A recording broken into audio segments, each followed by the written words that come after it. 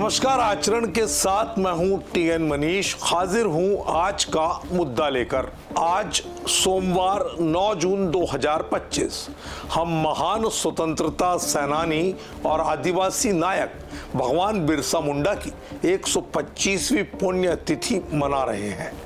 धरती आबा के नाम से मशहूर बिरसा मुंडा ने न केवल ब्रिटिश शासन के खिलाफ उल गुलान का नेतृत्व किया, बल्कि आदिवासी समाज के आत्मसम्मान और जल, जंगल और जमीन के अधिकारों के लिए अपनी जिंदगी समर्पित कर दी। आज के मुद्दे में हम उनकी विरासत, भारत में आदिवासी समाज की वर्तमान स्थिति, उनके विकास के लिए केंद्र व राज्य सरकारों की योजनाओं की पड़ताल करेंगे। तो चलिए शुरू करते हैं बिरसा मुंडा पर केंद्रित आज का मुद्दा। झारखंड के खूंटी जिले के उलिहातू गांव में 15 नवंबर 1875 को जन्मे बिरसा मुंडा को आदिवासी समुदाय धरती आबा यानी पृथ्वी के पिता के रूप में जानता है और मानता है। केवल 20 साल की उम्र में उन्होंने ब्रिटिश शासन और जमींदारी व्यवस्था के खिलाफ आदिवासियों को एकजुट किया। उनके उलगुलान आंदोलन ने छोटा नागपुर टेनेंसी एक्ट को लागू करवाने में बड़ी भूमिका निभाई। बिरसा ने बिरसाइत धर्म की स्थापना की, जो एकेश्वरवाद और सामाजिक सुधारों पर आधारित था। उनका नारा अबुआ राज, सेतेर जना, महारानी राज, टुंडू जना आज भी आदिवासियों में स्वशासन की भावना को प्रज्वलित करता है। 9 जून 1900 को रांची जेल में उनकी संदिग्ध मृत्यु हो गई, लेकिन उनकी विरासत आज भी जीवित है। अगर हम देश के अलग अलग राज्यों में वनवासी यानी आदिवासी आबादी की बात करें तो 2011 की जनगणना के अनुसार भारत की कुल आबादी का 8.6% यानी लगभग 10 करोड़ 43 लाख लोग अनुसूचित जनजाति यानी शेड्यूल्ड ट्राइब से आते हैं।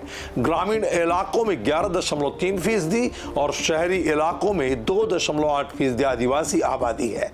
भारत में 700 से अधिक जनजातियां हैं, जिनमें गोंड 1.2 करोड़, भील और संथाल प्रमुख हैं। कुछ प्रमुख राज्यों में आदिवासी आबादी इस प्रकार है।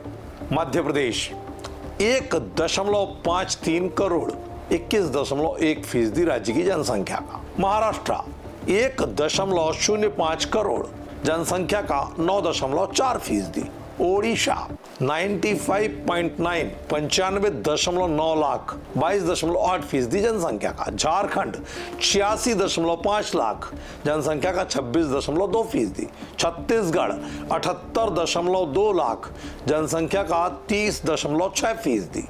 राजस्थान 92.4 लाख, जनसंख्या का 13.5%। पूर्वोत्तर राज्य जैसे मिजोरम 94.5% जनसंख्या का। नागालैंड 86.5%, यानी कि आदिवासी नागालैंड में बहुसंख्यक है। हालांकि आदिवासी समुदायों की साक्षरता दर 2011 में 63.1% थी, जो राष्ट्रीय औसत से कम है। आदिवासी समुदायों के विकास के लिए केंद्र और राज्य सरकारों ने कई योजनाएं शुरू की हैं। कुछ प्रमुख योजनाएं इस प्रकार हैं। वन बंधु कल्याण योजना VKY 2014 में शुरू ये योजना शिक्षा, स्वास्थ्य और आजीविका के लिए बुनियादी ढांचे को मजबूत करती है। प्रत्येक ब्लॉक को 10 करोड़ रुपए दिए जाते हैं। एक वज्या योजना आदिवासी बच्चों की शिक्षा के लिए विशेष स्कूल और छात्रावास का प्रबंधन करने वाली योजना है।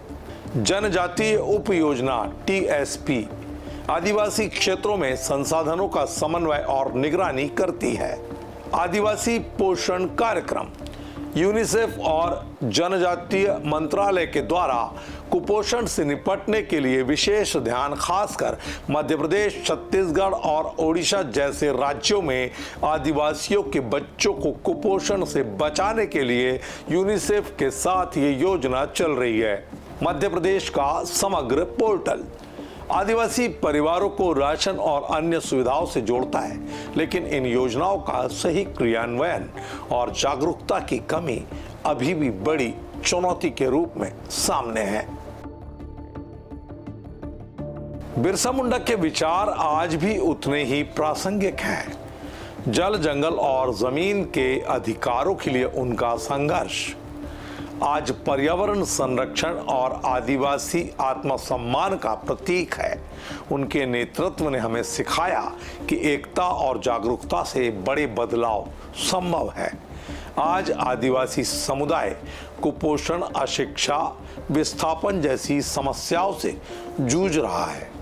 हमें उनके विकास के लिए न केवल योजनाओं की जरूरत है, बल्कि उनकी संस्कृति और पहचान को संरक्षित करने की भी महती आवश्यकता है।